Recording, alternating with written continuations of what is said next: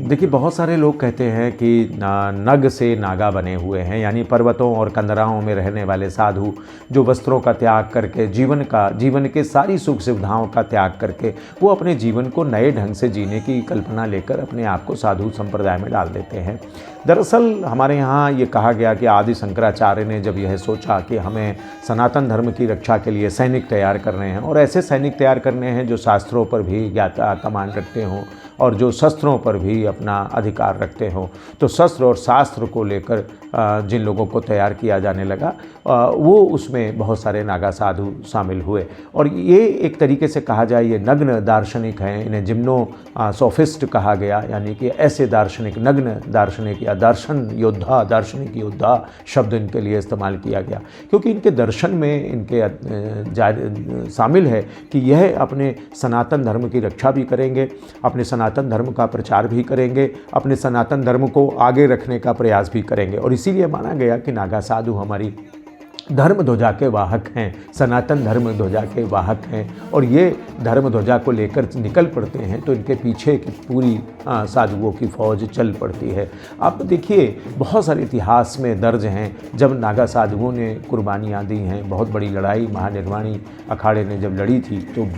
22,000 नागा साधु उस लड़ाई में शामिल थे और 5,000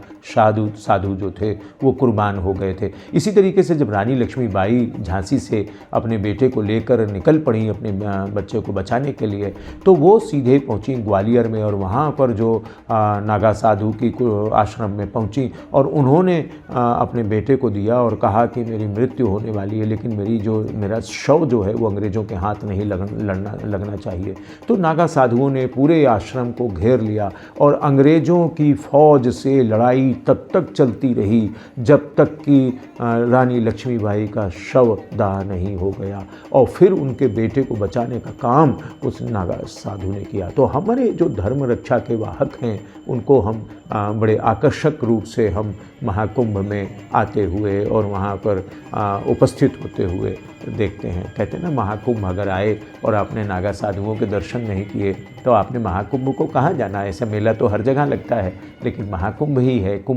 कुंभ का मेला है जहाँ पर आए। यूँ ही नहीं कह दिया गया कि यह हमारी अमूर्तन सांस्कृतिक विरासत है। अगर यूनेस्को कह रहा है कि हमारी अमूर्तन सांस्कृतिक विरासत है ये, तो ऐसी विरासत है जो सदियों से चली आ रही है, ऐसी सांस्कृतिक यात्रा है जो सदियों से चली आ रही है। और इस सांस्कृतिक यात्रा में जो ध्वज उठाए हुए सबसे आगे चल रहे हैं ना, वो नागा साधु हैं।